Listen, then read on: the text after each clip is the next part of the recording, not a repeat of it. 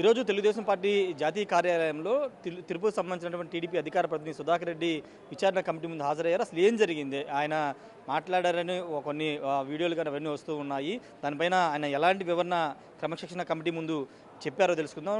సుధాకర్ రెడ్డి గారు ఉన్నారు. సార్ ఏంటి సార్, అంటే మీరు తెలుగుదేశం పార్టీ ఎమ్మెల్యేలు ఇసుకకు మైనింగ్కి పాల్పడుతున్నారని మీరు ఒక టీవీ డిబేట్లో మాట్లాడారు. అంతేకాదు ఒక మంత్రి ఏకంగా తిరుపతిలో రూములు తీసుకుని రాసలీలు చేస్తున్నారని మీరు మాట్లాడారు అనేది ప్రధానంగా మీ మీద చేస్తున్న ఆరోపణ.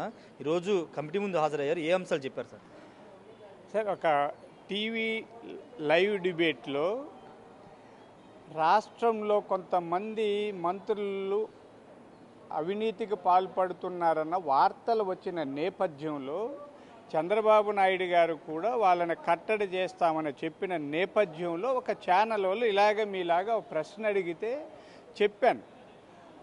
కొంతమంది అవినీతి పరులు ఉన్న మాట వాస్తవమే. ఒక మంత్రి ఏదో కొంత పొరపాటు ఎందుకంటున్నానంటే వ్యక్తిగత విషయాలు డిబేట్లలో మాట్లాడకూడదు. నేను జర్నలిస్టును కూడా. కరుణాకర్ రెడ్డి గారు దాన్ని వక్రీకరించి విపరీత అర్థాలు తీసి ఏదో జరిగిపోతుందన్నట్టుగా మాట్లాడడం వల్ల సోషల్ మీడియాలో అది వైరల్ అయిందండి. నేనేదో మా మంత్రి గారిని ఏదో అనేశానని ఇది పెద్దగా దుమారం లేవు. నిజానికి నాకు ఏ మంత్రి గారి మీద ఎవరి మీద వ్యక్తిగత ద్వేషము లేదు, పగా ప్రతీకారాలు లేదు, నాకు అవసరం కూడా లేదు. ఆ క్షణంలో ఆ మాట చెప్పే సందర్భంలో మనం ఎప్పుడన్నా మీరు అందరూ జర్నలిస్టులుగా ఒక విషయం ఏదైనా చెప్తే దాన్ని జస్టిఫై చేయడానికి లాజికల్గా చెప్పాలన్న స్పృహతో, అంటే నేను జర్నలిస్టుగా ఉన్న దాంతో కొద్ది మాట దొరలాను. ఆ విషయమే చెప్పాను. నేనేమి ఎవరికి మీద కోపం లేదు. పొరపాటుగా మాట దొర్లింది. ఆ మాట దొరలడం పార్టీకి కొంత నష్టం కలిగించిన మాట వాస్తవమే. అదే ఈ అన్యాపదేశంగా జరిగిన దానికి ఏదైనా ఉంటే పార్టీలో మీరు టీడీపీ అధికార ప్రతినిధి ఉన్నారు, చాలా సీనియరు.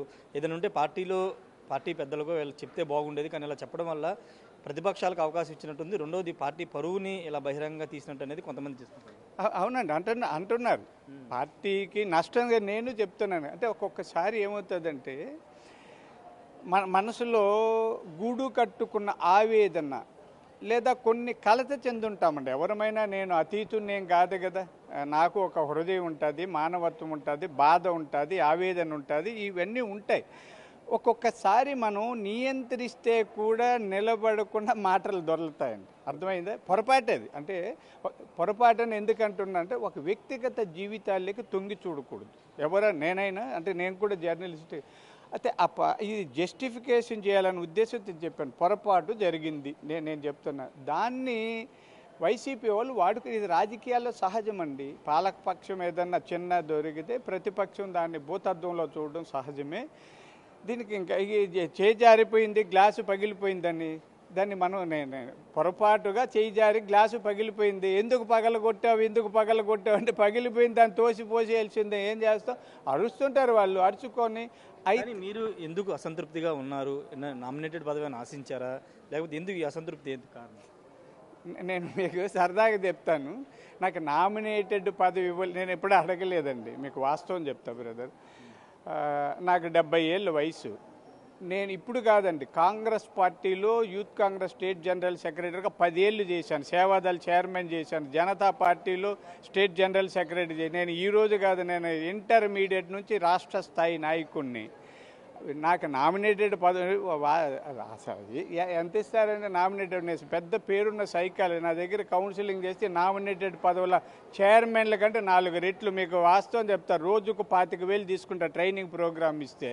నేను 4 రోజులు నా క్లాసులు చెప్తే నామినేటెడ్ పదవి ఉన్న ఆ శాలరీ వస్తుంది. పోనీ నామినేటెడ్ పదవి వల్ల నేనేదో ఒరిగిపోతే, అంటే ఇది ఎందుకు చెప్తున్నానంటే పార్టీ గుర్తింపు ఇవ్వలేదన్నా మీరు ఏమనంటే 5 సంవత్సరాలు మీరు పార్టీ కోసం ప్రతిపక్షం సందర్భంలో పోరాడారు, టీవీ డిబేట్లో మాట్లాడారు, కానీ ఆ గుర్తింపు మీకు పార్టీ ఇవ్వలేదన్న అసంతృప్తి ఉందా?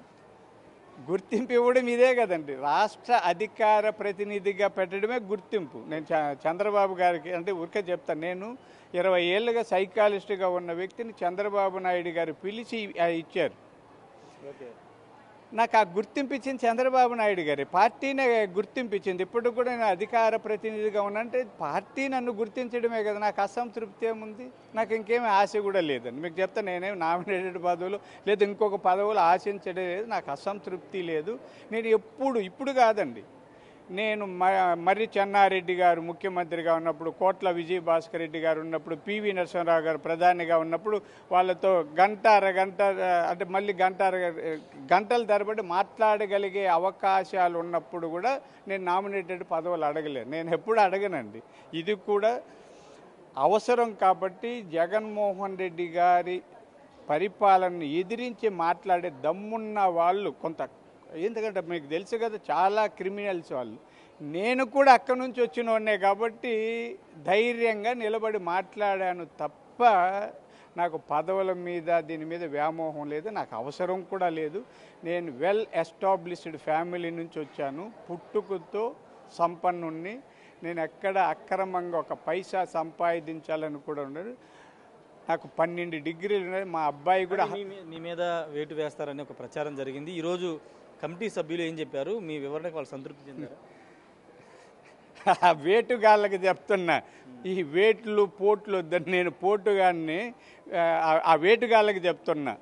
ఈ వేటు అని చెప్పిన సాక్షి పేపర్ వాళ్ళు నేను ఎంత పోటుగాడో మీకు తెలుసు. ఈ వేటులు పోటులు ఆటలు కట్టి పెడితే మంచిదండి. ఇదేం లేదండి, మాట్లాడాము, సంతృప్తి చెందారు. చంద్రబాబు నాయుడు గారి ఇష్టం, అది వేరు. నేను అడిగిన దానికి మీరు అడిగినట్టే వాళ్ళకి చెప్పాను. ఎందుకు చేయాల్సి వచ్చిందో పొరపాటుగా ఆవేదనను వెళ్ళగక్కాల్సి వచ్చింది. నాకు ఆ మంత్రి గారి మీద ఎలాంటి చెడు అభిప్రాయం కానీ కోపం కానీ ఆవేశం కానీ లేదు.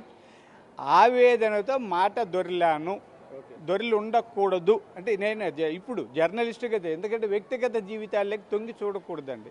ఇలా జరిగింది తప్ప ఇక్కడ ఏమి పోటు వేటు కాటు చేటు ఏమీ లేదు. Thank you sir, thank you. మొత్తంగా పోటు వేటు ఏది లేదని చెప్తున్నారు.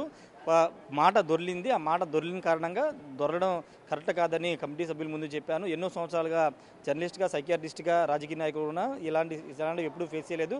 వైసీపీ కావాలని ఇదంతా ఒక ప్రచారం తీసుకొస్తుందని కూడా సుధాకర్ రెడ్డి చెప్తున్నారు. అయితే కమిటీ కూడా సంతృప్తి చెందిందని చెప్తున్నారు. మరి ఫర్దర్గా ఎలాంటి రియాక్షన్స్ వస్తే చూడాల్సిన అవసరం అయితే కనబడుతుంది. Camera person Suresh, Rajesh, big TV, Amaravati నుండి.